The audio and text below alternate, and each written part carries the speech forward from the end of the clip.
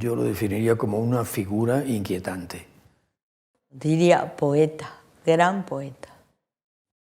Un gran poeta que fue también un gran pensador de la libertad. El poeta crítico. Yo definiría a Octavio Paz como un iluminado espectador, como un explorador apasionado. Curiosidad, generosidad y exigencia. Genio, poeta, conversador. Un genio luminoso. Eclosión, lenguaje y silencio. Octavio. Octavio era un océano. ¿Cómo se define un océano? Grande, profundo, bello, imprescindible.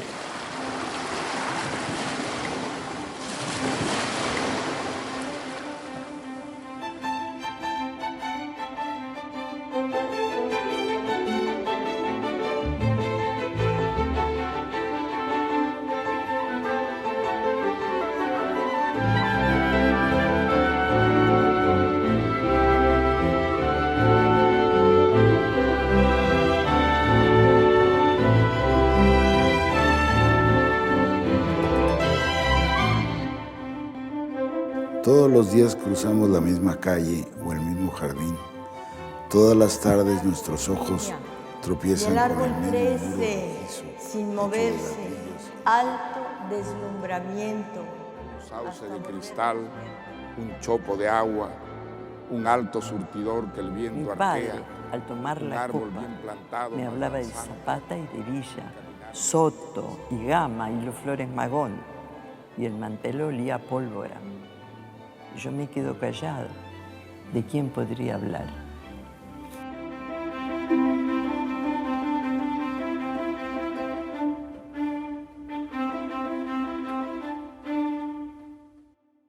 Hay autores que son muy significativos por la obra que dejan y otros autores que, además de su obra, dejan un repertorio de gustos e intereses muy amplio. Es el caso de Jorge Luis Borges en Argentina. Lo mismo ocurre con Octavio Paz, que interesó a los lectores en la cultura de la India como un contraste, un espejo distante de Occidente. Frecuentó el zen y la poesía del haiku, se interesó en el surrealismo, en las vanguardias de América Latina y de otras latitudes. Escribió ensayos luminosos sobre el modernismo, sobre Rubén Darío, sobre Luis Cernuda, Fernando Pessoa, Ramón López Velarde. Dejó un libro maravilloso sobre Sor Juana Inés de la Cruz, la principal escritora del siglo de oro mexicano. Estableció un contraste entre lo que fue la Nueva España y los movimientos sociales actuales. De modo que este diálogo plural de Octavio Paz, con tantos temas del feminismo al erotismo, pasando por la antropología, le dedica un libro a Claude Lévi-Strauss. O sea, sin el catálogo de temas de Octavio Paz, la cultura del idioma creo que sería muchísimo más pobre.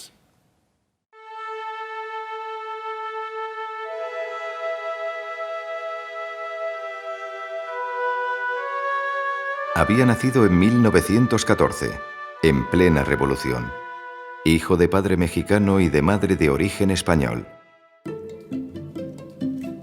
Ya en la adolescencia, mientras preparaba el ingreso a la universidad en el Colegio de San Ildefonso, supo que la política y la literatura eran dos facetas del mismo movimiento, lo que marcará su vida y su obra para siempre. A esta hora, los muros rojos de San Ildefonso son negros y respiran. Sol hecho tiempo, tiempo hecho piedra, piedra hecha cuerpo.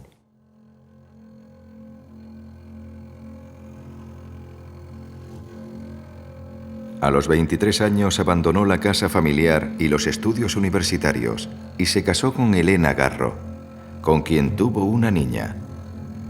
las relaciones con esposa e hija fueron casi siempre tormentosas y el matrimonio acabó en divorcio. Niña, nombras el árbol, niña, y el árbol crece sin moverse, alto deslumbramiento, hasta volvernos verde la mirada. Nombras el cielo, niña, y las nubes pelean con el viento y el espacio se vuelve un transparente campo de batalla.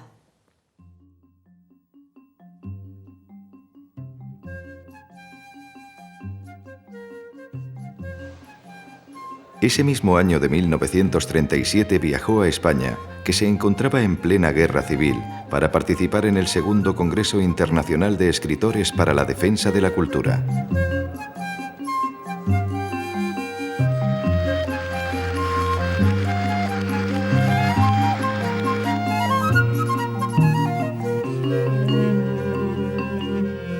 Además, leyó su poesía en recitales públicos. Dictó conferencias por la radio y en persona. Escribió artículos a favor de la República. Y Manuel Altolaguirre le publicó el libro Bajo tu clara sombra y otros poemas sobre España.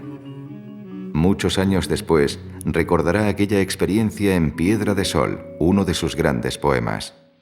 Nombres, sitios, calles y calles, rostros, plazas, calles, estaciones, un parque, cuartos solos, manchas en la pared, alguien se peina, alguien canta a mi lado, alguien se viste, cuartos, lugares, calles, nombres, cuartos.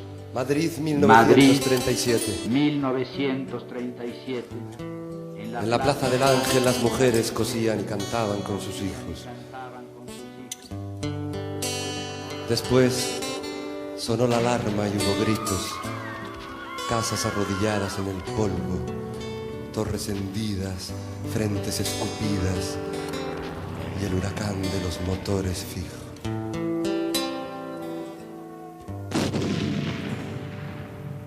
Los dos se desnudaron y se amaron por defender nuestra porción eterna, nuestra ración de tiempo y paraíso, tocar nuestra raíz y recobrarnos, recobrar nuestra herencia arrebatada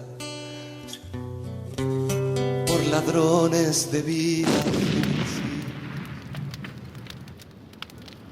En ese momento la guerra está aquí en Madrid, el frente se ha acercado lo suficiente al grado que está en la ciudad universitaria y de pronto un grupo de escritores hacen una excursión temeraria en automóvil que los acerca al frente, a donde están los tiros, descienden del automóvil, un automóvil en el que iban Neruda, Vallejo, Paz y no sé quién más. Guillermo Sheridan, uno de los biógrafos de Paz, dice que de haber explotado una bomba ahí se acababa la poesía en lengua española, por lo menos en nuestro lado del Atlántico. Y en algún momento Paz se acerca a los tiros y se crea un silencio y empieza a escuchar la voz de los nacionales que están del otro lado de la pared, que están contando chistes, que están comiendo un bocadillo, como se diría aquí en España, o que están fumando un cigarrillo. Y ahí le impresiona mucho, y eso lo dijo en Valencia en 87, aquello de que los otros también tienen voz humana, ¿no? Ingresó oficialmente en el servicio diplomático en los años 40. Primero estuvo en Estados Unidos y luego fue enviado a la Embajada de México en París.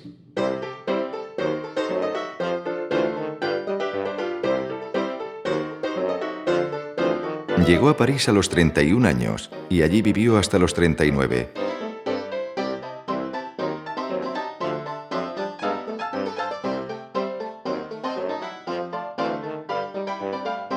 La Segunda Guerra Mundial acababa de terminar y la vida cultural francesa se dividía entre existencialistas y comunistas. Había también independientes, entre los que se encontraban los restos de los surrealistas, que fue con quienes sintió mayor afinidad, aunque Paz ya había estado en contacto con ellos en México. El surrealismo encuentra su valor en el propósito de transformar el mundo con las armas de la imaginación y de la fantasía. En definitiva, ahí están luchando lo que eran anteriormente la palabra y el silencio, lo consagrado, lo establecido, lo fijo, lo renovador, lo cambiante, lo mudable. Y ese cambio es el que va a gobernar toda la escritura poética de Octavio Paz, en el que palabra y silencio están alternándose de continuo. Libertad bajo palabra. Pero Paz también tenía mucho que aportar a los surrealistas. Durante la estancia en Estados Unidos no solo había conocido personalmente a poetas como Robert Frost y al exiliado Jorge Guillén, sino sobre todo la nueva poesía en inglés. En Europa él es aceptado por los surrealistas en gran parte porque él los introduce a ellos a la poesía norteamericana que ellos no conocían.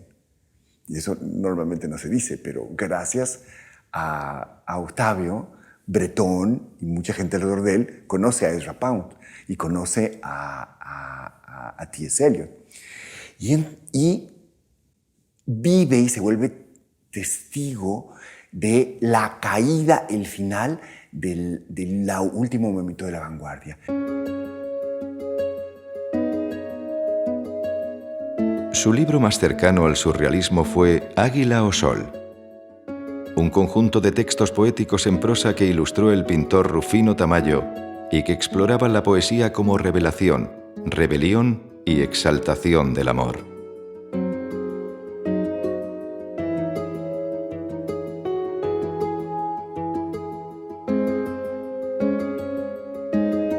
Águila o Sol fue también el primer libro que vio traducido a otro idioma, el francés, por sugerencia de André Breton.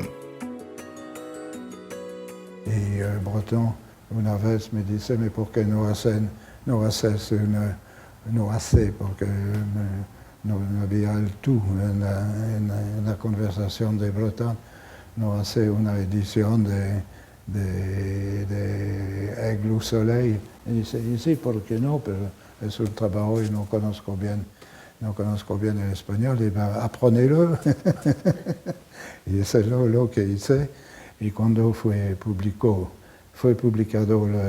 este Aigle au Soleil, la crítica fue extraordinaria, un accueil extraordinario en la crítica, una gran revelación, y eso no se pasa muchas veces en el mundo literario français.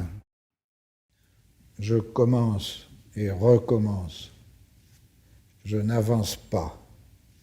Chaque fois qu'elle atteint les lettres fatales, la plume recule. Un interdit implacable me ferme le chemin.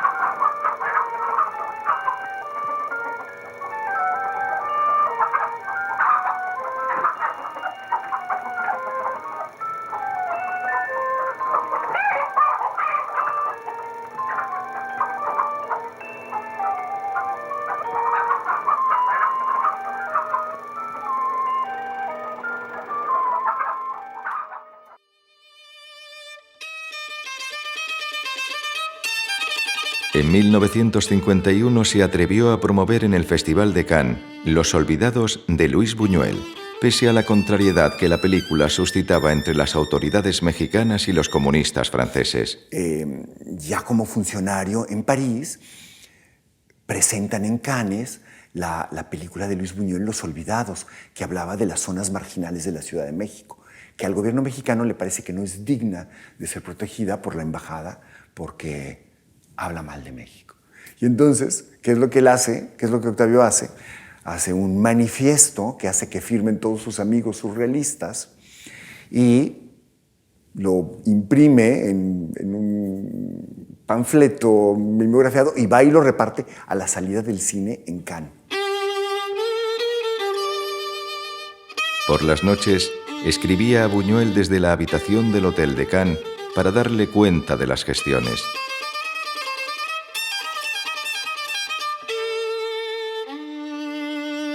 Buñuel reconoció en sus memorias, y en cuanta oportunidad tuvo de hacerlo, que su resurrección como director de cine se debía a los olvidados, y los olvidados habían pasado los ritos de pasaje por los cuales tenían que decurrir gracias a la intervención de Octavio Paz en Cannes. Yo creo que fue una amistad que fue como un chispazo de amor. Eran tan diferentes que tenían que encontrarse y que casarse de alguna manera, ¿no? Creo que lo que los unió es eso de que los dos eran una vegetación extraña y al mismo tiempo profundísima en las culturas de su país. Paz había descubierto durante su estancia en Estados Unidos que allí había mexicanos pobres que mantenían retazos de su cultura sin integrarse del todo. A partir de ellos, creyó entender mejor la sociedad, la historia y el destino de México. Y de esta experiencia surgió su ensayo más célebre, El laberinto de la soledad, que en una primera versión fue una novela. Octavio Paz escribió El laberinto de la soledad en 1950 y era un ejercicio necesario para tratar de definir ciertas constancias de la vida mexicana, ciertas características. Pero, por supuesto, el mexicano no es un sujeto que se repita siempre de la misma manera. O sea, no es como el maíz o el frijol, que es idéntico a sí mismo. Está afectado por la historia y va cambiando. Entonces, El laberinto de la soledad es un intento por entender al mexicano en aquel momento con todos sus complejos, sus frustraciones, sus miedos. El laberinto de la soledad fue un cruce entre ensayo moral, filosofía de la historia y antropología de la cultura. Paz reelaboró en él ideas dispersas que bullían en su cabeza desde hacía años. Lo escribió en París, por las noches y durante los fines de semana, con prisa y fluidez, decía él mismo, con ansia de acabar pronto y como si en la última página me esperase una revelación. Octavio Paz fue el primero, en El laberinto de la soledad, que destruyó el mito aquel de que lo que peyorativamente llamaban los Borbones la colonia, porque en realidad fue un virreinato, o por lo menos lo fue hasta 1780, Paz consideraba, y fue el primero que se atrevió a decirlo, que era la forja de México, que México había nacido de esos 3 siglos en que España estuvo en América, y que ahí se había creado una nación distinta, que no era ni una colonia española, ni tampoco una dictadura extraterrestre que se había posado sobre los indios mexicanos y que en la independencia de 1821 se había por fortuna desvanecido. La primera edición de 1950 tuvo escaso eco y hubo que esperar a la segunda y definitiva, publicada en 1959 con múltiples modificaciones, para que la obra se convirtiera en un clásico de enorme influencia, del que a finales del siglo XX se había vendido, solo en español, más de 1 millón de ejemplares. En el Paz ensayista pesaban también las tempranas lecturas de la Revista de Occidente y el ejemplo del filósofo Ortega y Gasset. La claridad es la cortesía del filósofo, decía Ortega, un principio que Paz aplicó en todos sus ensayos.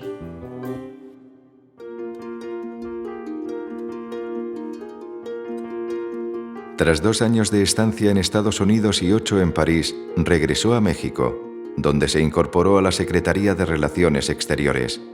Por entonces su prestigio en los círculos intelectuales mexicanos ya era sólido, y poco después obtuvo el premio Xavier Villaurrutia, el primero de los grandes galardones que recibiría en su vida.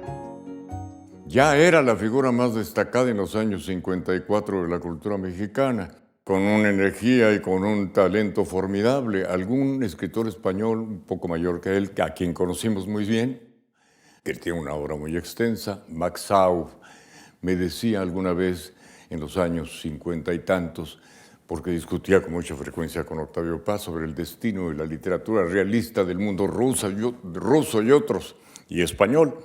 ¿Qué pasa con Octavio?, me decía. Con Octavio sucede esto.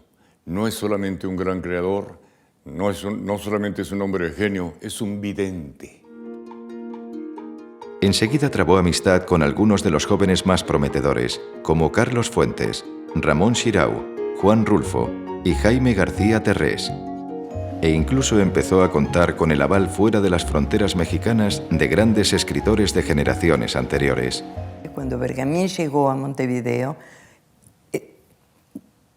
casi inmediatamente nos habló de Octavio.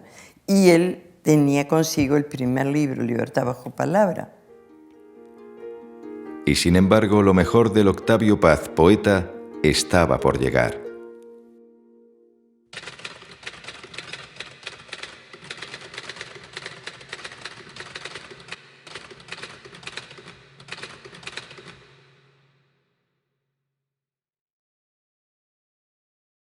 Piedra de Sol es el centro de la obra de Paz. No digo que sea su poema principal, pero a partir de Piedra de Sol, Octavio, un poco tardíamente, pensemos que nació en el 14 y estos de fines de los 50, encuentra una fórmula definitiva, una formulación plena de todo lo que quería decir. De ahí se moverá para avanzar, pero nunca va a retroceder a partir de este punto.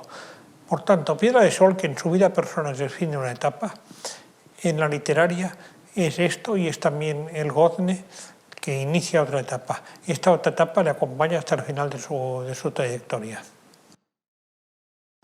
Un sauce de cristal, un chopo de agua, un alto surtidor que el viento arquea, un árbol bien plantado más danzante, un caminar de río que se curva, avanza, retrocede, da un rodeo y llega siempre.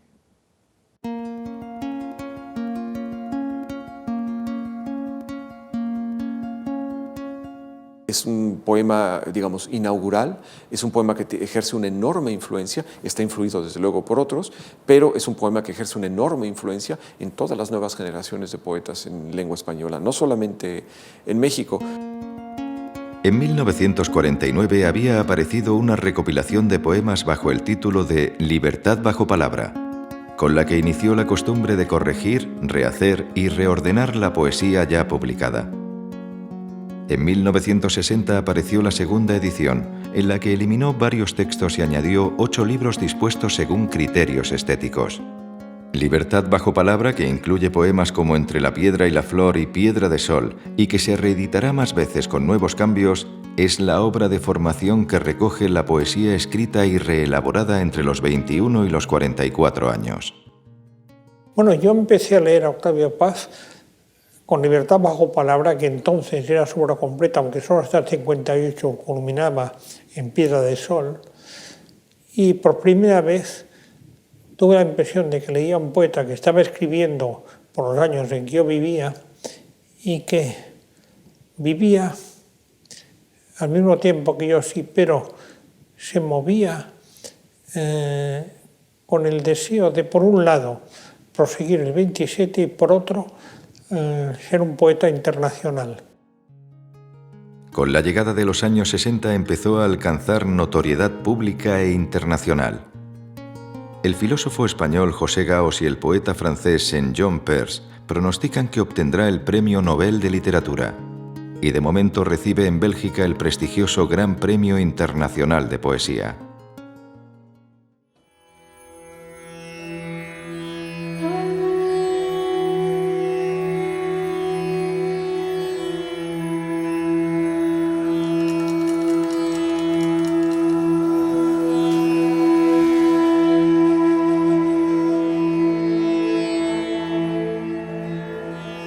Octavio Paz fue nombrado embajador de México en la India en 1962, pero 11 años antes ya había vivido allí durante unos meses. Aquella primera vez había entrado por Bombay, con la Puerta de la India y el Hotel Taj Mahal al fondo.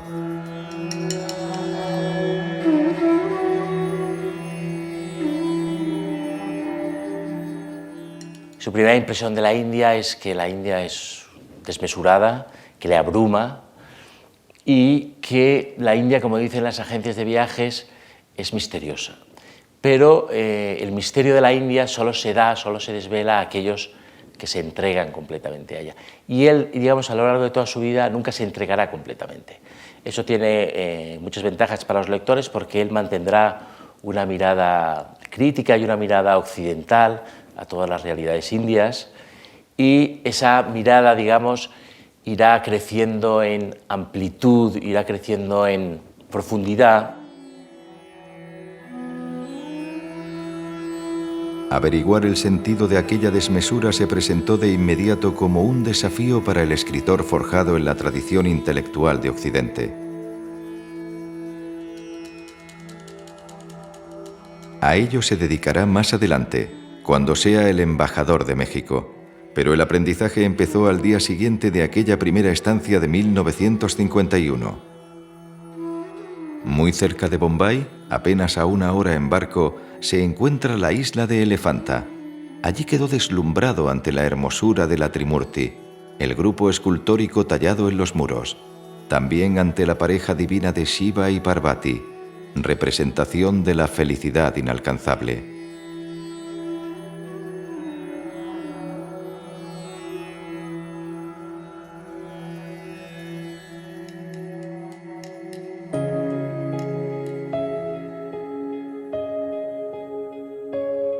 Cuando el embajador Octavio Paz llegó a Delhi tenía 48 años y estaba solo. Se había divorciado de Elena Garro y la hija de ambos prefirió vivir con la madre. Poco después, en una recepción diplomática se acercó a conversar con varios miembros de la Embajada de Francia y aquel gesto protocolario cambió su vida y su obra literaria. Una testigo ha descrito la escena. El aire, contaba, comenzó a electrificarse por la atracción que surgió entre el embajador mexicano y la joven esposa del asesor político francés. La tensión se elevó y las miradas de todos oscilaban entre ambos por un lado y el esposo de ella por el otro.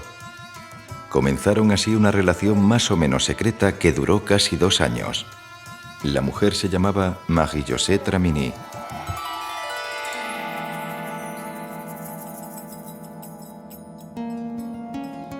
El 1 de septiembre de 1963 se trasladó a una nueva vivienda, situada en lo que entonces era el extremo sur de Delhi. En aquella casa de una sola planta y más bien sobria como residencia de embajador, vivirá el resto de su estancia en la India.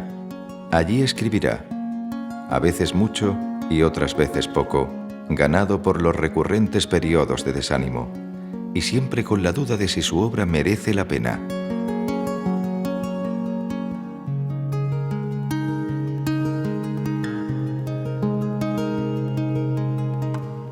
En el verano de 1964 viajó a París y se volvió a encontrar por puro azar con Marie-José.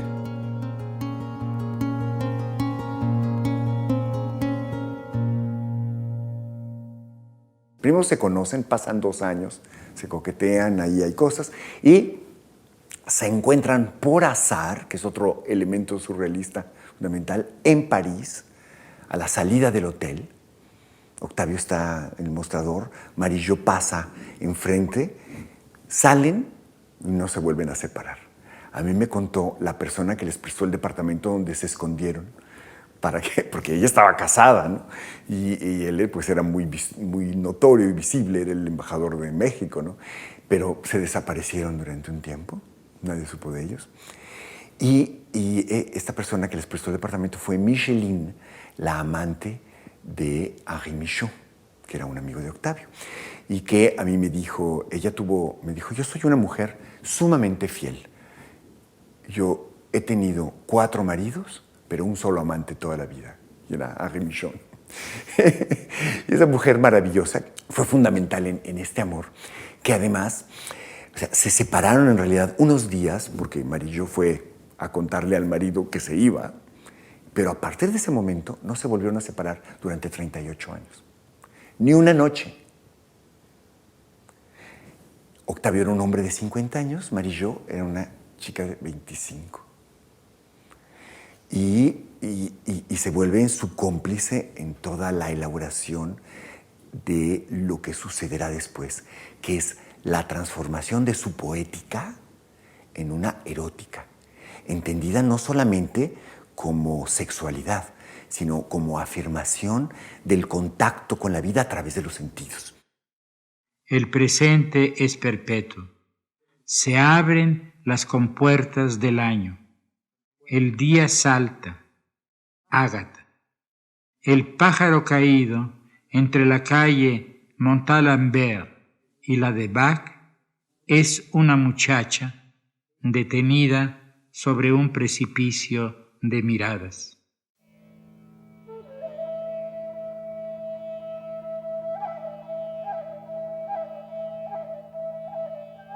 Al regreso a Delhi comenzaron a vivir juntos en la residencia del embajador. Una vida tranquila y hasta casi solitaria, propia de nuevos amantes. También hospedaron a algunos amigos, como al pintor Rufino Tamayo, al escritor Julio Cortázar y a su gran amigo el ensayista Costas Papayoannou.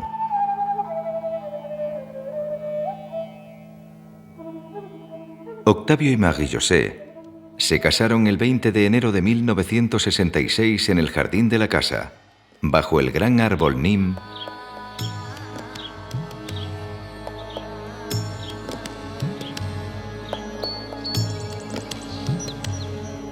Durante los 6 años de embajador en la India, leyó los textos sagrados sánscritos, hinduistas, budistas y jainistas, así como de las diversas variantes del tantrismo.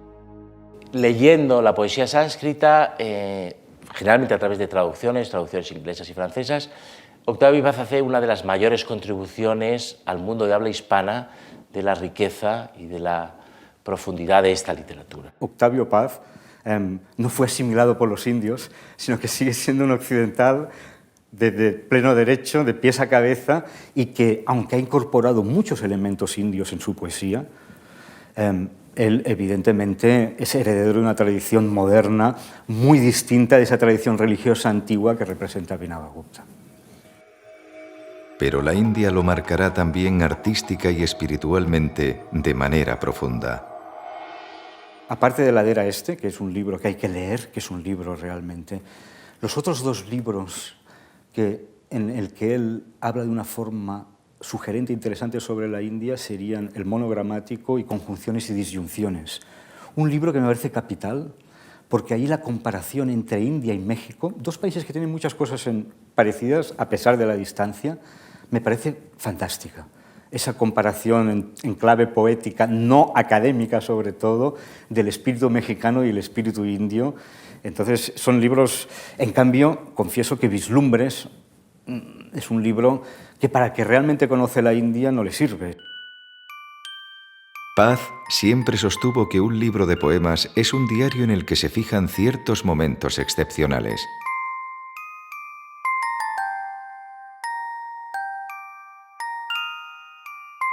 Lo que vivió y sintió durante los 6 años de la India está en La Era Este, que incluye la mayor parte de la poesía escrita entre 1962 y 1968, así como en el ensayo y poema en prosa El monogramático.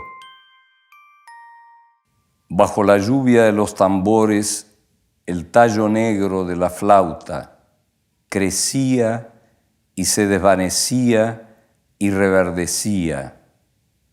Las cosas se desataban de sus nombres al borde de mi cuerpo. Yo fluía entre los elementos desceñidos.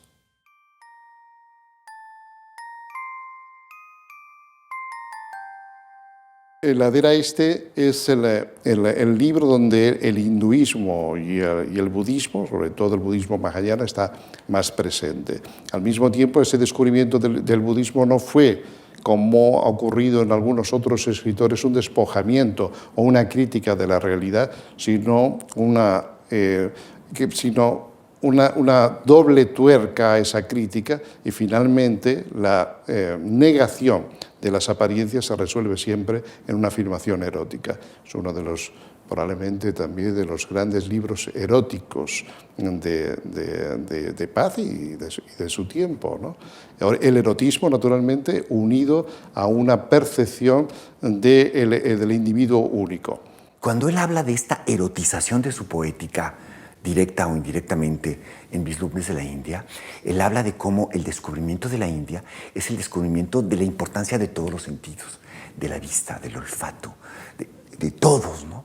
Y eso es la transformación de su poética en erótica, creo yo.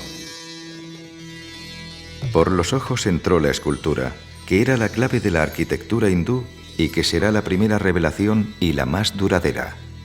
Ya la poesía sánscrita establecía que ver es pensar, y para Paz existía una absoluta correspondencia entre el pensamiento hindú, su arquitectura y su cultura. Lo fascinaron las esculturas eróticas de los templos del sur, en las que no hay noción de pecado ni conciencia de transgresión de las normas. El cuerpo es una fuente de sexualidad y por tanto de energía, escribe Paz. Retener el semen, guardarlo y transformarlo en energía psíquica es apoderarse de los grandes poderes naturales y sobrenaturales. Aquel que busca la liberación no ve en su cuerpo un obstáculo, sino un instrumento. Esta idea es muy importante. El cuerpo no es un obstáculo, es un instrumento. Y es un instrumento de liberación. Los santuarios budistas, hinduistas y jainistas, tallados a lo largo de los siglos en las cuevas de la montaña de Ellora. Los templos budistas excavados en las rocas de Ayanta. Mezcolanza de creencias, estilos y épocas en los que vio la misma oscilación entre la vacuidad y la unidad de la que hablaban los textos sagrados. Y tras tantos viajes, siempre el regreso a la casa de Delhi.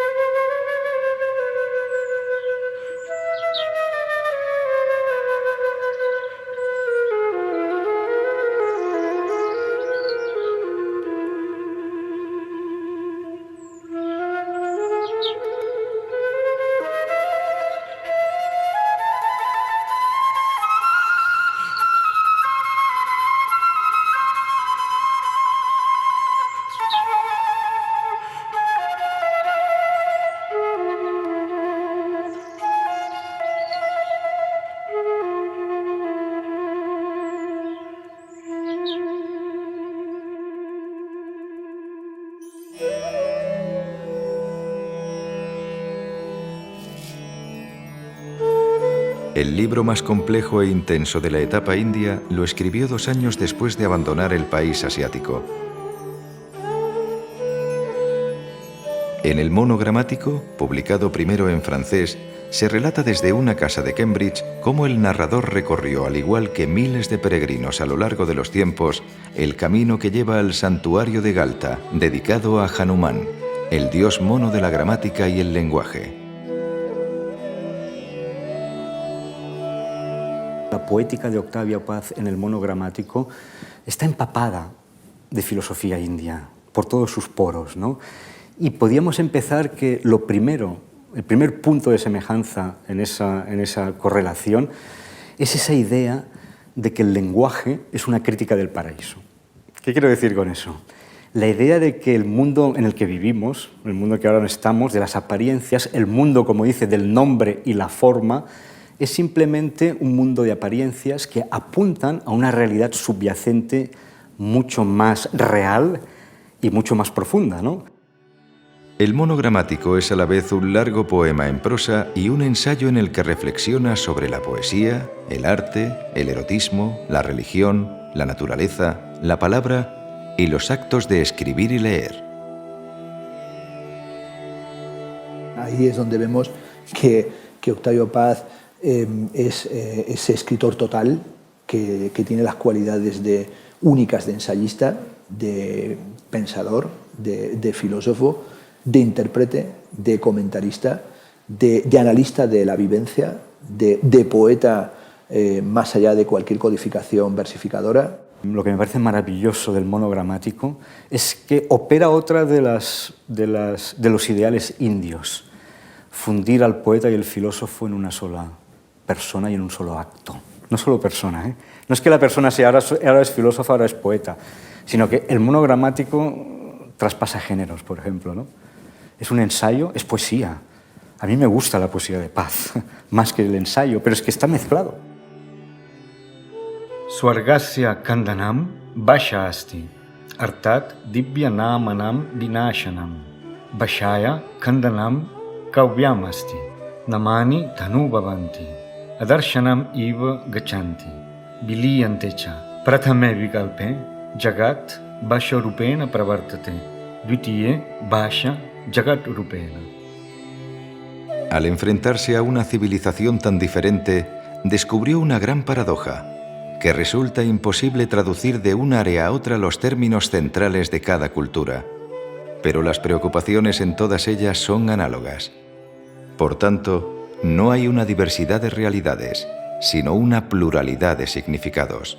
Cuando uno lee el que es uno de los libros de ensayo de las grandes comparaciones entre Oriente y Occidente, que es Conjunciones y Disyunciones, uno se da cuenta de que no hay en él tan solo una voluntad reapropiativa, es decir, no hay una voluntad colonizadora, es decir, tenemos que ir a descubrir al otro, el otro es un salvaje y el otro nos va a aportar una suerte de vivacidad mística que nos va a permitir presentarnos en sociedad con un nuevo ropaje, con un nuevo disfraz. No, en el caso de Octavio Paz, incluso en su propia experiencia vital, en su propio periplo diplomático textual, el viaje a Oriente yo creo que no es un viaje anecdótico, ni un viaje melancólico, ni una anécdota turística, sino que es una experiencia de asimilación increíble. Penetra de una manera, digamos, estética. Él tiene miedo a meterse, pero bueno, es algo muy natural, que hemos sentido todos. Y él piensa que no es una actitud legítima. Es decir, que uno ha nacido en una cultura y uno tiene que profundizar desde su propia cultura en otras culturas y saber, digamos, ver con los ojos del otro, pero no necesariamente convertirse en el otro, ¿no? Para mí no era un gran conocedor de la India. No sé, uno no se hace conocedor de la India con 4 años, pero tenía para mí una intuición poética que es lo que hace que sus observaciones sobre la India sean tan significativas para nosotros. Es la propia visión del poeta, esa mirada, en cierta manera, volcada sobre el mismo lenguaje que le permite ver cosas que incluso a veces especialistas sobre la India no ven, ¿no? Durante la segunda mitad de los años 60 orientó su obra hacia la experimentación poética y en 1967 apareció Blanco, un nuevo poema extenso que constituyó su experimento más ambicioso y radical. Para Paz, la disposición de Blanco diseñada por Vicente Rojo constituía ya una primera lectura del texto. Entonces yo colaboraba entonces también con Joaquín Díez Canedo y me pidió que lo ayudara o que hiciéramos juntos, que interpretáramos las ideas tan concretas de Octavio, es decir, que las lleváramos al papel. Así lo hicimos entre los dos. Al final, Joaquín me dijo, vamos a firmar tú y yo como diseñadores, como tipógrafos. Yo veía que la cara, Joaquín era una gente muy discreta y yo también. Entonces yo dije, mira, a mí me parece que Octavio ha dado señales muy precisas, indicaciones muy precisas y creo que no debemos firmarlo, sino que es un proyecto que él ha hecho que nosotros hemos interpretado de acuerdo a sus ideas, ¿no? Con la mayor eficacia y precisión posible. Esa fue la colaboración con Blanco. Tenía ahora aquí el facsímil, cómo se despliega y cómo avanzando y cómo los textos corren en paralelo, pero también se van se van cruzando, y yo creo que es una obra que no me atrevería a calificarla sino como auténtica obra maestra de la poesía, ¿no? Es una de esas obras que pienso que se sitúan ahí en la estela de los mencionados textos de Eliot de la Tierra Baldía, de los cantos pisanos, de los cantos de Rapaun, de la Anábasis de Saint John Perse. Es decir, es un poema que sintetiza la mayor parte de las preocupaciones de Octavio Paz, y pienso que hay casi, para mí por lo menos, un antes y un después.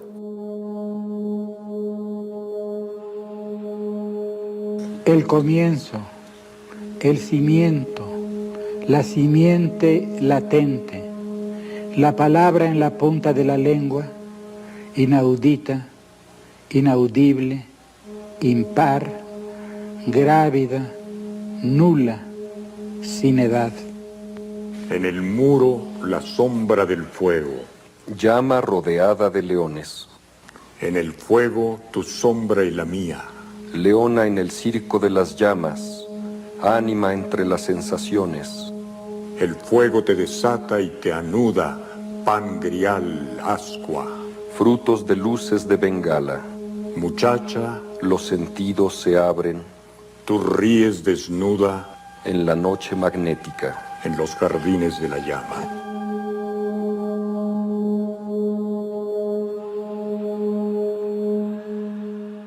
Por el tiempo en que fue escrito, en 1966, en la India, ya no había vanguardia. Por lo tanto, ese poema, en términos de fecha, es un homenaje a la vanguardia. Si es un homenaje a la vanguardia, puede ser considerado como un poema paródico, en el sentido de lo que es la parodia. Parodia no es burla, ni escarnio, ni ironía. Parodia es, etimológicamente, canto paralelo.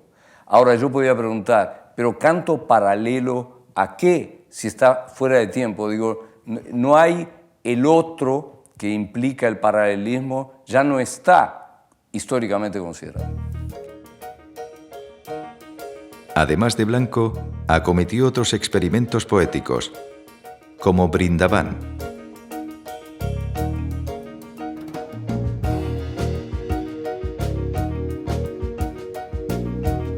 Los topoemas y los discos visuales que elaboró también con Vicente Rojo.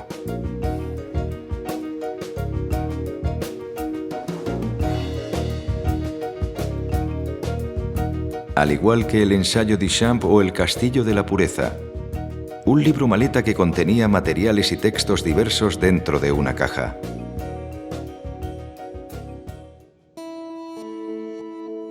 ...1968 fue uno de los años cruciales en su vida. Por entonces llevaba 24 como diplomático y 6 de embajador de México en la India.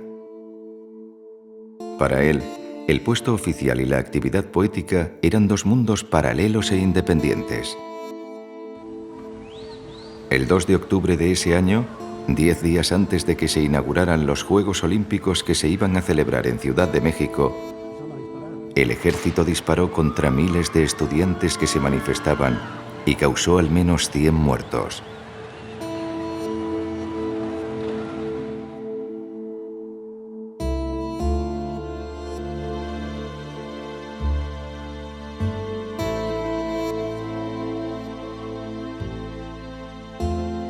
Paz dimitió como embajador y la renuncia lo convirtió para muchos en un héroe.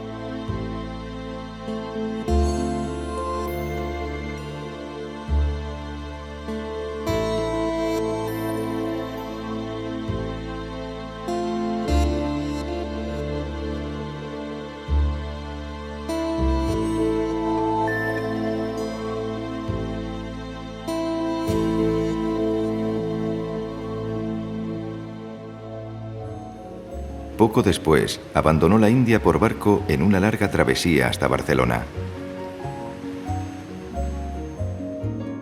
A partir de entonces, llevó una vida itinerante invitado por universidades, en especial de Europa y América, para dictar cursos y conferencias. Y al poco tiempo, se instaló en México ya para siempre. Estamos rodeados. He vuelto a donde empecé. ¿Gané o perdí? Preguntas, ¿qué leyes rigen éxito y fracaso?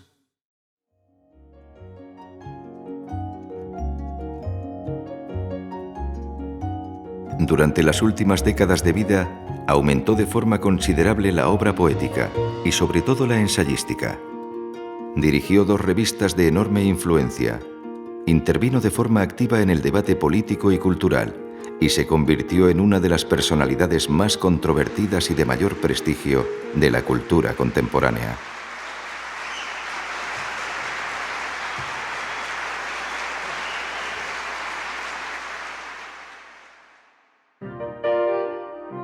Gran parte del diálogo con su país y con la cultura contemporánea lo desarrolló por medio de las revistas. Primero con Plural y luego con una nueva revista que fundó gracias a las aportaciones económicas de un grupo de amigos y que llevaba el mismo nombre del último libro de poesía que había publicado. La revista Vuelta apareció en diciembre de 1976 y cerró 4 meses después de la muerte del escritor. El subdirector era el ensayista Enrique Krause. No había día a día con la revista con Paz. Paz estaba en su casa, pero se interesaba por la revista mucho y llamaba por teléfono. Llamaba y decía, Krause, tome nota. Y eso lo ponía enfermo a Krause. No, y decía, quiten esto, pongan esto, quiero ver este artículo, hagan esto, llamen a fulano, ya conseguí un artículo. Y esa cosa distante era muy eficaz. No, claro, la talacha, como decimos en México, el trabajo menudo no lo hacía él, ni se interesaba por eso.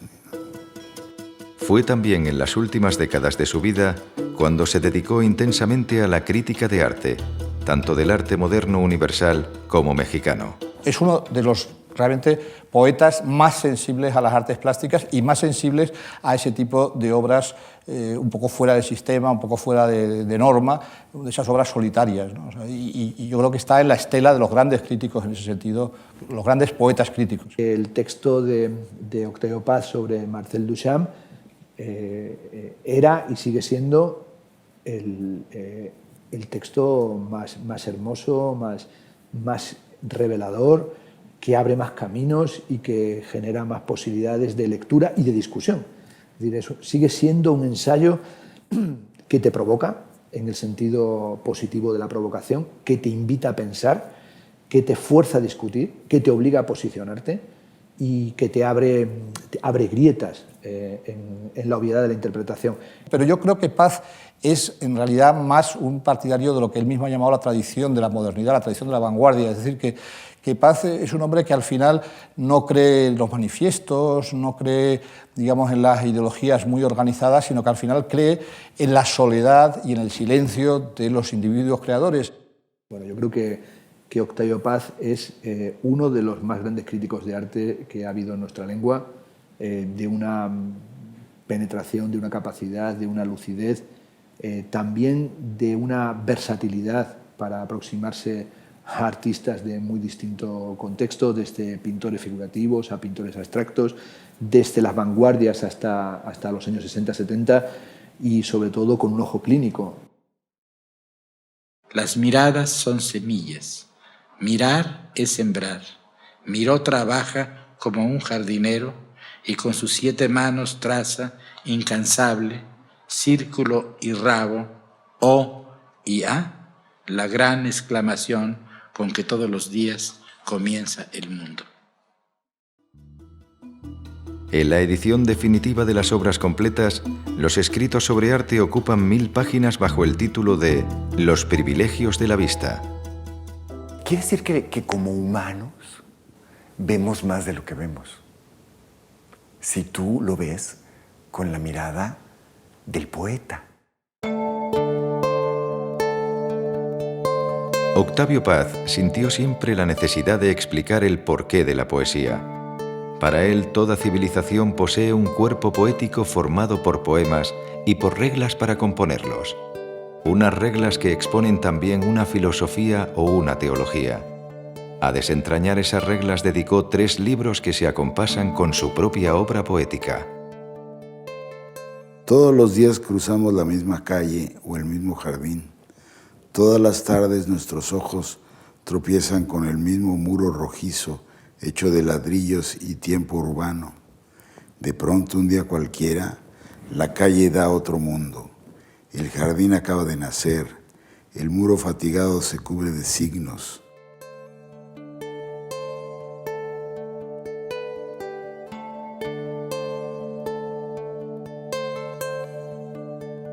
Paz, como poeta, es un poeta ensayista, y Paz, como ensayista, es un ensayista poeta.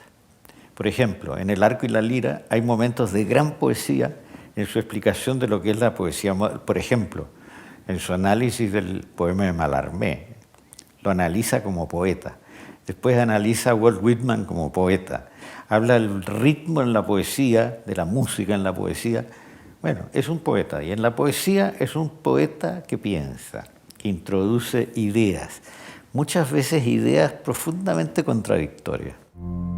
En los años 70 y 80 publicó 3 de sus grandes obras poéticas: el poema extenso Pasado en claro y los libros Vuelta y Árbol adentro. Y ahí empieza la etapa más, no la más compleja quizás, pero la más disfrutable de su poesía, que es los poemas memoriosos de los años 70. Sobre todo Pasado en claro, Nocturno de San Ildefonso, mucho tiempo después Carta de creencia, que es un poco un Paz ya muy maduro, contando poéticamente su propia vida, ¿no? Pasado en claro es una de sus obras más personales. Es la revisión y esclarecimiento de la infancia y primera adolescencia, porque para él la poesía era un recurso contra el olvido, la memoria creadora que transfigura momentos públicos o secretos de una vida. Mis palabras, al hablar de la casa, se agrietan. Cuartos y cuartos habitados solo por sus fantasmas, solo por el rencor de los mayores, habitados, familias.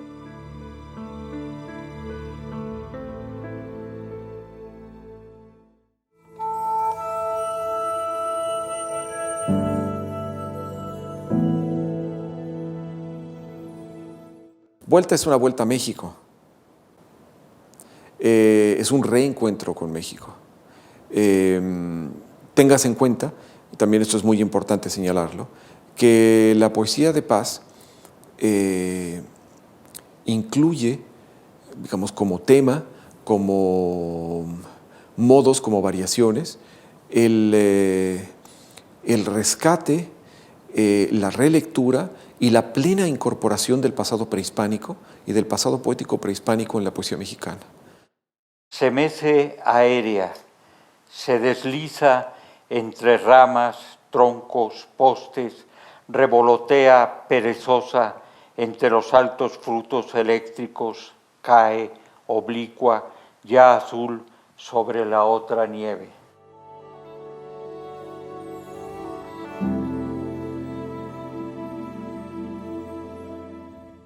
Y al final, el último libro formal de Paz de poesía, que es Árbol adentro, que sale en 1987, es un libro muy rico.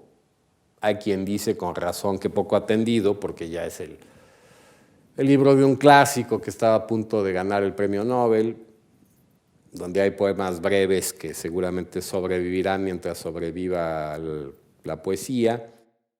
Creció en mi frente un árbol.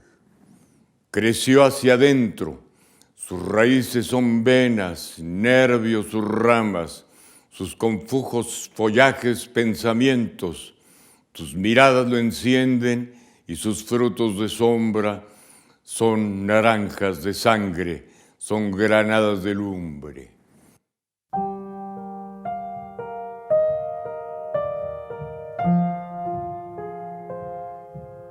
Octavio Paz nació en la política. Con un abuelo liberal y un padre zapatista, la política lo apasionó toda su vida, pero fue sobre todo a partir de los años 70 cuando empezó a abordarla de manera creciente en artículos y ensayos. Bueno, yo creo que hay una obra muy importante que se llama El logro filantrópico, donde, digamos, se ve la evolución del pensamiento de Paz, no solo en torno a la política moderna, sino también en torno a muchos fenómenos que en ese momento adquieren un relieve internacional, como es el crecimiento que Paz consideraba inmoderado del Estado, su papel en la economía.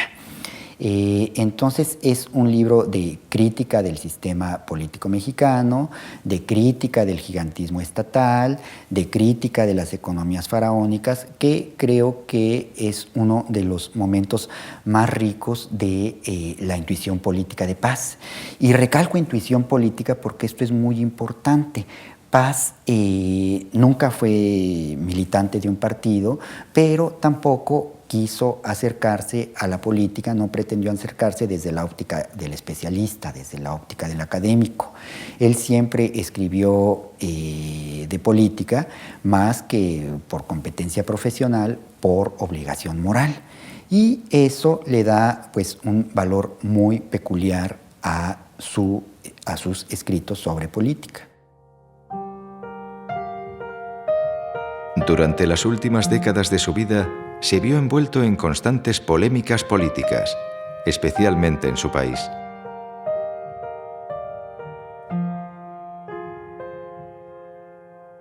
Uno de los momentos más amargos ocurrió en 1984, cuando fue quemado en efigie ante la Embajada de Estados Unidos en México, tras el discurso que pronunció en Frankfurt al recibir el premio de los libreros alemanes. Paz estaba en ese momento en Tokio. Le impresionó mucho el que ocurriera eso. Le pareció algo de malfario, digamos. Lo trastornó. Aunque en sus cartas él trata de verlo como algo chistoso. Y muy poca gente dijo nada. Y uno de los que no dijo una palabra fue Carlos Fuentes. Ideas rojas, verdes, pardas, enjambre de moscas, las ideas se comieron a los dioses se volvieron ideas, grandes vejigas de bilis, las vejigas reventaron, los ídolos estallaron, pudrición de dioses, fue muladar el sagrario, el muladar fue criadero, brotaron ideas armadas.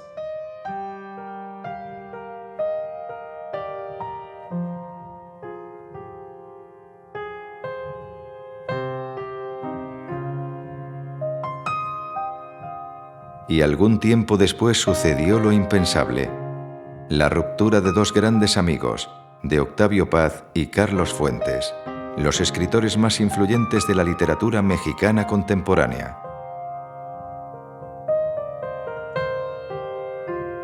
En la revista Vuelta apareció un largo artículo del subdirector Enrique Krause titulado La comedia mexicana de Carlos Fuentes. ¿Por qué autorizó Paz aquella publicación tan crítica con su gran amigo?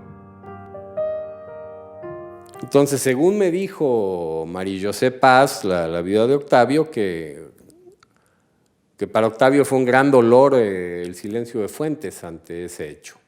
En un momento en que ya estaban distanciados políticamente, pero seguían llevando una relación cordial. Y Octavio Paz tenía una noción filosófica de la amistad, en que cuando la amistad se rompe, quien pierde la amistad es expulsado a las tinieblas exteriores.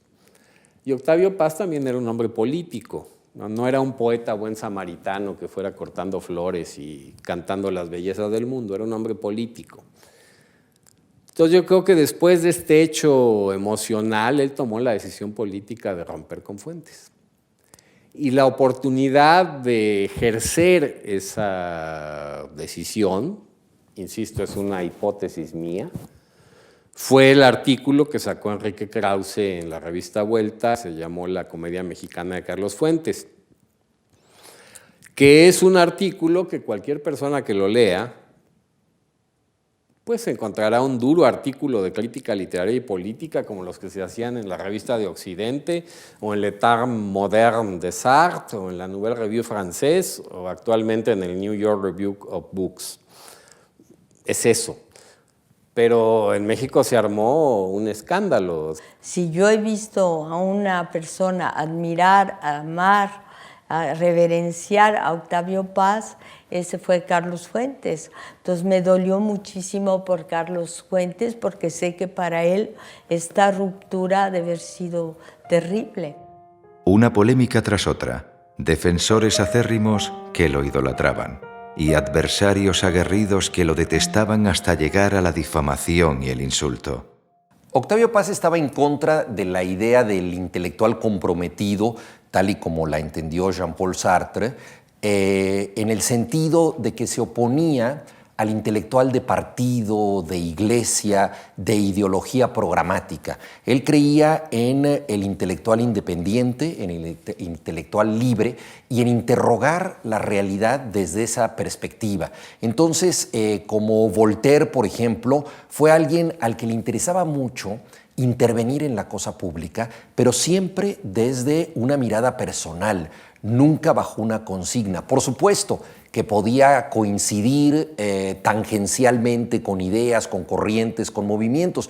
Fue una persona muy cercana a la izquierda, defendió la causa republicana, se acercó al feminismo, luego fue un crítico de los totalitarismos y especialmente del Gulag y la represión en el socialismo totalitario. Entonces tuvo coincidencias, simpatías y diferencias con movimientos sociales, pero siempre desde una perspectiva única, eminentemente personal. Yo creo que esto es lo que lo distingue. Yo quisiera comentar brevemente Un mes antes de ser galardonado con el Premio Nobel, organizó un coloquio sobre la libertad en el siglo XX patrocinado por Televisa, la cadena de televisión más cercana al PRI, el partido que llevaba 61 años en el poder. En una apasionada intervención, Mario Vargas Llosa tildó el régimen mexicano de dictadura perfecta. México es la dictadura perfecta. La dictadura perfecta no es el comunismo, no es la Unión Soviética, no es Fidel Castro, es México. Paz estaba en desacuerdo. Le replicó que en México no había dictadura, sino un sistema hegemónico de dominación. No se puede hablar de dictadura. Mario Vargas Llosa habló de dictaduras militares. Así comenzó su intervención. En México, es un hecho, no ha habido dictaduras militares. Y agregué, pero sí hemos padecido la dominación hegemónica de un partido. Esto es una distinción fundamental y esencial. En ese famoso encuentro de la televisión, de Televisa, cuando Mario dijo que México era la dictadura perfecta, él estaba al lado mío. Y me dijo, Mario está loco, me dijo, porque la dictadura es Pinochet, son toda esa gente, pero ¿cómo decir que el PRI? Pero Mario tenía una argumentación buena, y Mario después se fue del Congreso ese, partió antes. Así que no se avanzó más en la discusión, en el tema. Pero Octavio, cuando Mario decía eso, empezó a tomar unas notas muy rápidas. Me llamó la atención su capacidad de redactar con gran rapidez, porque no era un hombre que improvisara cuando hablaba en público. Pero poco antes de hablar hacía unas notas rapidísimas y después las leí. Así que era un redactor rápido y un organizador del pensamiento. Eso sí, muy eficaz. Tuvimos una muy buena relación, pero a él no le gustó que yo dijera eso en un encuentro organizado por él mismo. Él tenía en ese momento la idea de que la democratización de México iba a venir a través del PRI, que el PRI se iba a ir abriendo, se iba a ir democratizando internamente y que eso poco a poco democratizaría al país. Yo creo que era una idea equivocada, creo que se demostró luego que era equivocada, pero en ese momento él lo creía así, de tal manera que ahí tuvimos un pequeño desacuerdo, pero él era un hombre tolerante y comprensivo con quienes no coincidían enteramente con él. Yo creo que en lo esencial coincidíamos muy de cerca y yo le debo mucho y muchas de las cosas que yo creo las aprendí leyendo a Octavio Paz. Tuvimos un pequeño desencuentro, pero que no afectó para nada una amistad que nos unió hasta el fin. Había escrito en varias ocasiones sobre Sor Juana Inés de la Cruz, la monja poeta mexicana de la segunda mitad del siglo XVII. Pero fue en 1975 cuando se decidió a acometer la redacción de un libro que fuera simultáneamente historia, biografía y crítica literaria. Un monumental estudio que, en medio de abandonos y desánimos, publicó finalmente 7 años más tarde. Creo que toda la obra de Octavio Paz es muy importante, pero ese libro en especial me parece a mí un modelo de crítica literaria, porque no solamente describe con gran conocimiento la importancia de la poesía de Sor Juana Inés, sino que además revive el contexto en el que ella escribió, y creo que es uno de los murales más vívidos, persuasivos, informativos sobre lo que fue la vida en la colonia en México y en general en toda la América española. El libro es un modelo porque además de explicar el caso extraordinario de una gran poetisa, muestra el contexto en el que ese talento se desarrolló y también las enormes dificultades que para una mujer de ese tiempo significaba adquirir la cultura que adquirió Sor Juana Inés y poder desarrollar una obra de la importancia que ella tiene, ¿no? Creo que la obra de Paz es muy importante, toda ella, pero si tuviera que quedarme con un libro, quizá me quedaría con Las trampas de la fe. Octavio Paz tradujo de manera dispersa pero continua a lo largo de los años, porque para él los grandes periodos creadores procedían del entrecruzamiento de diferentes tradiciones poéticas, fruto unas veces de la imitación y otras de la traducción. Gran parte de la mejor poesía de Paz está en sus traducciones. Me gustan mucho las traducciones suyas japonesas, ¿no? Porque él tenía una capacidad para el haiku bastante notable, ¿no? Que no es la seguidilla, ¿no? Como muchas veces se ha traducido como si fuera una copla. Pero la poesía, por ejemplo, de Wang Wei, ¿no? Hecha por Paz, son realmente prodigiosas, ¿no? Uno cuando lee esas traducciones realmente siente que la poesía de Wang Wei es de nuestros días. Sabe que es algo que de otro tiempo, pero está en nuestros días. 鹿寨，空山不见人，但闻人语响。返景入深林，复照青苔上。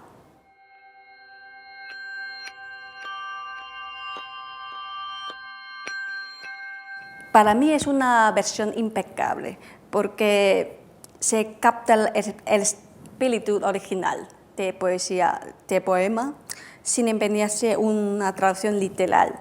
No sé, solo que eso corresponde también a su teoría, su idea de traducción. El 11 de octubre de 1990, cuando se encontraba en Nueva York alojado en el Hotel Drake, recibió una llamada. Le acababan de otorgar el Premio Nobel de Literatura. Tenía 76 años. Querido Octavio Paz, me ha correspondido presentar su labor literaria en unos pocos minutos. Es como intentar introducir a la fuerza todo un continente en una cáscara de nuez. Para entonces, y sobre todo desde hacía 2 décadas, ya había recibido una veintena de galardones, entre ellos los premios Príncipe de Asturias y Cervantes, así como infinidad de distinciones y doctorados honoris causa. El premio Cervantes, al escoger a este o aquel escritor de nuestro idioma, sin distinción de nacionalidad, afirma cada año la realidad de nuestra literatura. Unos años después, Harold Bloom lo incluyó entre los 100 genios de la historia de la literatura. Yo he pensado que el Montaigne de la lengua española ha sido Octavio Paz, en ese aspecto, en el no fanatismo, el no dogmatismo, la enorme capacidad crítica y la capacidad de revisar y de cambiar sus opiniones.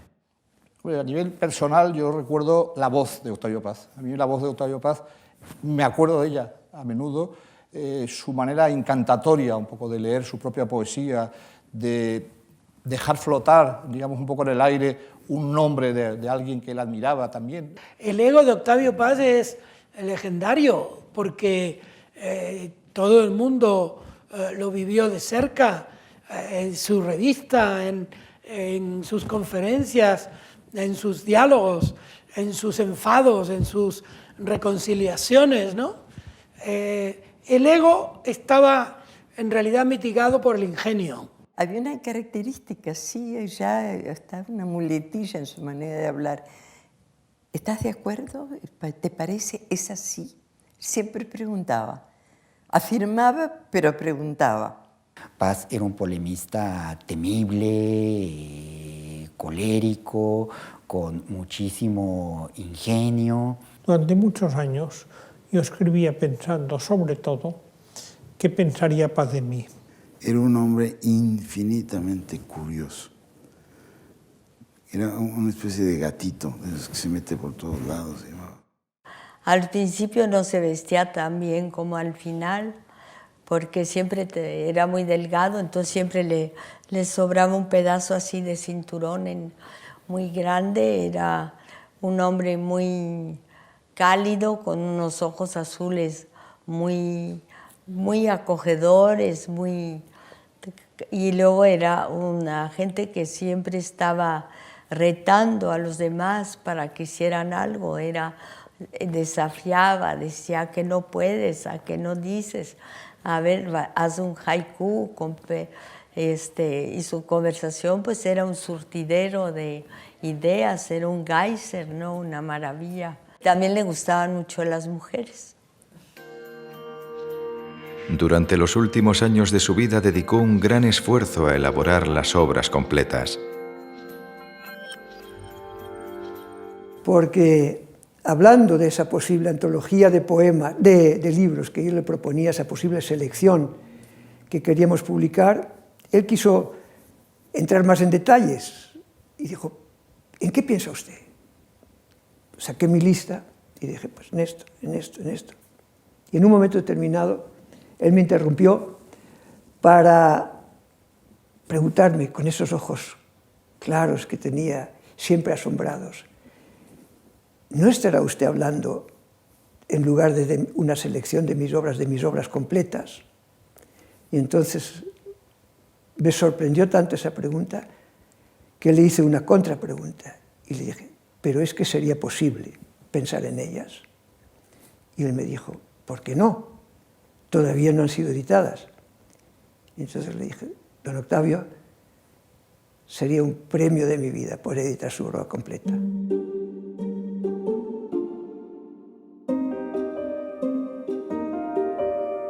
Hacía años que vivía con un solo riñón y lo habían operado también del corazón.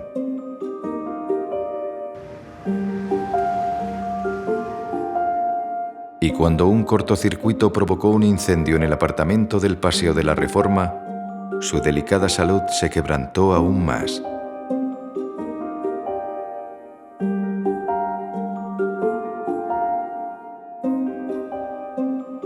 A partir de entonces, desapareció casi por completo de la vida pública.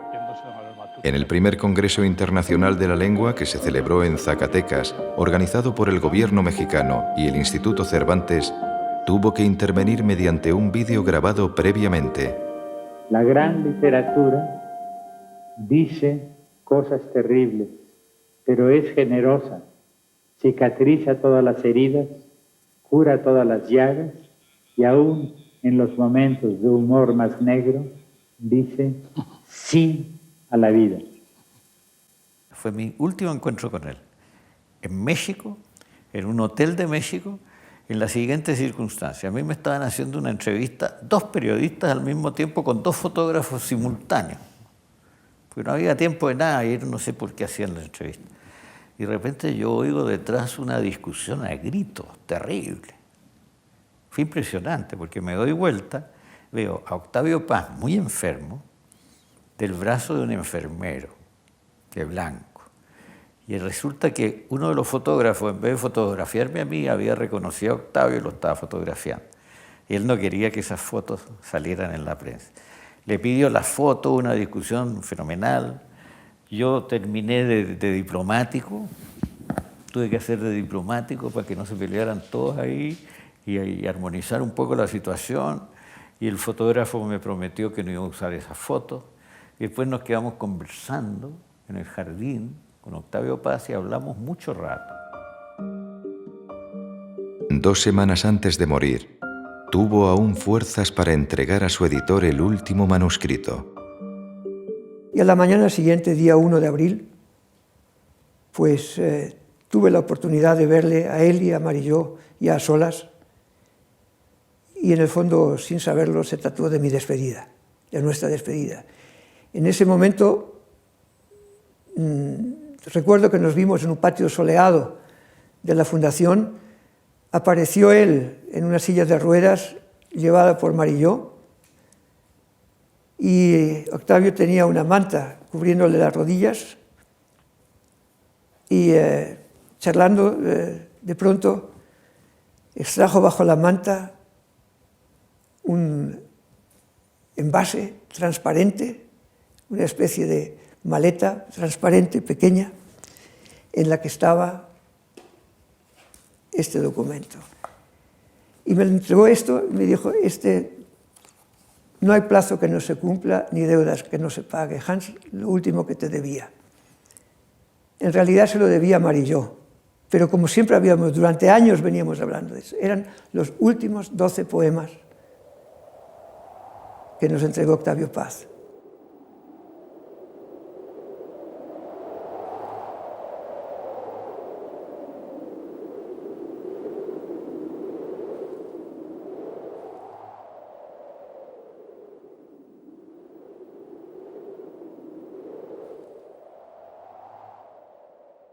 Aquí, mis pasos en esta calle resuenan en otra calle, donde oigo mis pasos pasar en esta calle, donde solo es real la niebla.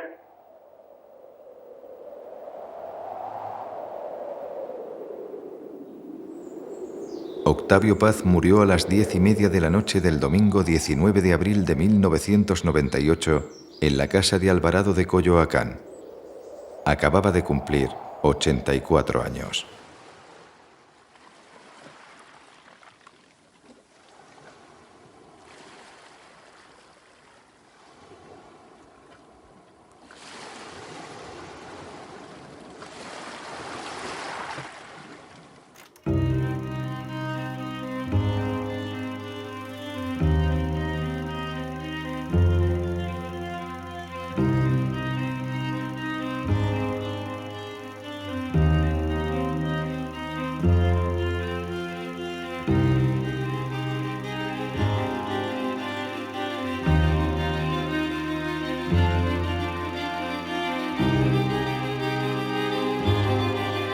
Sauce de cristal, un chopo de agua, un alto surtidor que el viento arquea, un árbol bien plantado más danzante, un caminar de río que se curva, avanza, retrocede.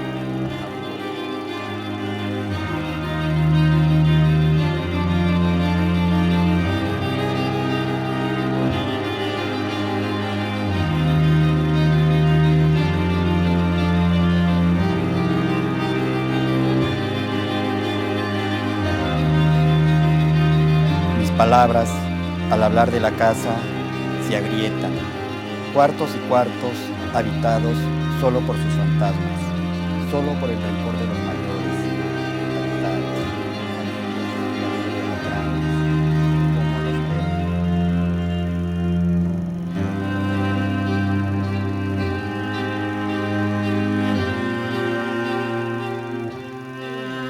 Nombras el árbol, niña. Y el árbol crece sin moverse, alto deslumbramiento, hasta volvernos verde la mirada. Nombras el cielo, niña, y las nubes pelean.